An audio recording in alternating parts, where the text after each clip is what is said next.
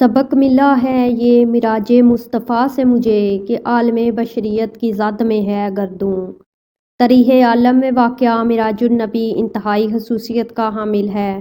یہ ایک ایسا عظیم واقعہ ہے جس پر ایمان اور عشق رسول سے سرشار مسلمان تو بجا طور پر فخر کرتے ہیں کہ وہ اس عظیم المرتبت محبوب خدا کی امت ہیں کہ جنہیں رب کائنات نے حالت شعور میں زمینوں اور آسمانوں کی سیر کرائی، جبکہ اس واقعہ کو عقل کی کسوٹی پر پرکھنے والے آج تک شش و پنج میں گرفتار ہو کر اس عظیم واقعہ کی گتھیاں سلجھانے کی کوشش میں لگے ہوئے ہیں، مگر حقیقت یہی ہے کہ معجزات وہی ہوتے ہیں جو عقل سے بالاتر ہوں، اور معجزات کو عقل سے پرکھنا ہی بے عقلی کی نشانی ہے۔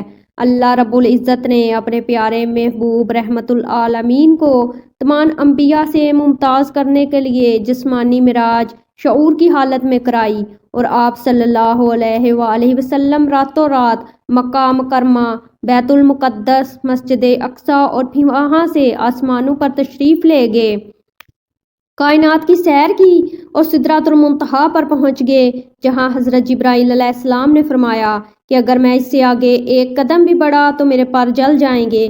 سدرۃ المنتہا کے آگے آپ صلی اللہ علیہ وآلہ وسلم کا سفر مبارک آپ صلی اللہ علیہ وآلہ وسلم کی شان رسالت کی طرح ایسی عظیم بلندیوں کا سفر تھا جسے عقل سمجھنے سے قاصر ہے۔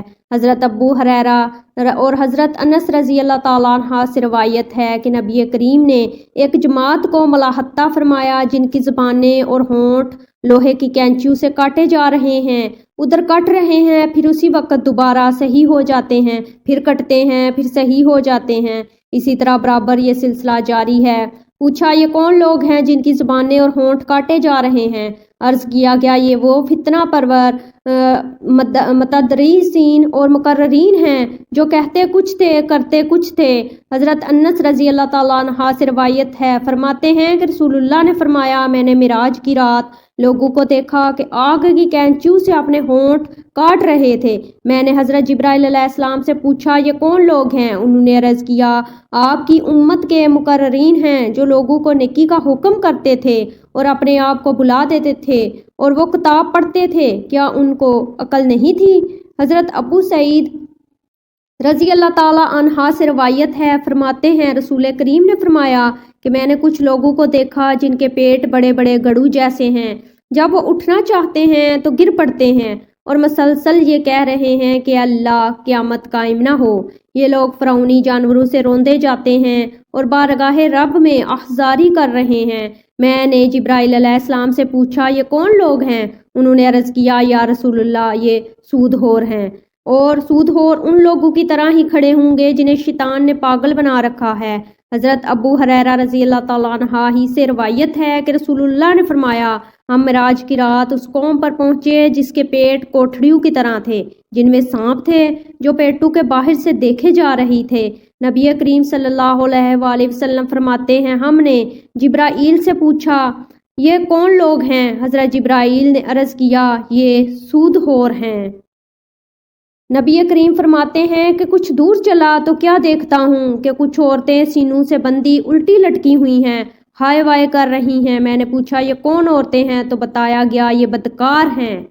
پیارے کریم آقا فرماتے ہیں میں نے کچھ لوگ دیکھے جن کے پہلوؤں سے گوشت کاٹ کاٹ کر فرشتے انہیں کھلا رہے ہیں اور کہتے جاتے ہیں کہ جس طرح دنیا میں تم نے اپنے مردہ بھائیوں کا گوشت کھایا اسی طرح اب یہ گوشت بھی کھاؤ۔ میں نے پوچھا ہے جبرائیل علیہ السلام یہ کون لوگ ہیں جو اپنا ہی گوشت کھانے پر مجبور کیے جا رہے ہیں؟ عرض کیا یا رسول اللہ یہ عیب جو اور آوازیں کسنے والے لوگ ہیں۔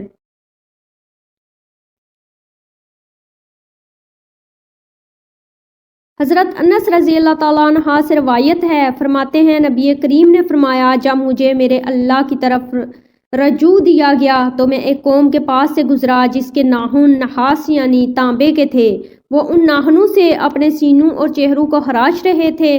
میں نے پوچھا ہے جبرائیل علیہ السلام یہ کون لوگ ہیں؟ جبرائیل علیہ السلام نے عرض کیا یہ وہ لوگ ہیں جو لوگوں کی آبروریزی کرنے اور غیبت کرنے کے طار پہ تھے۔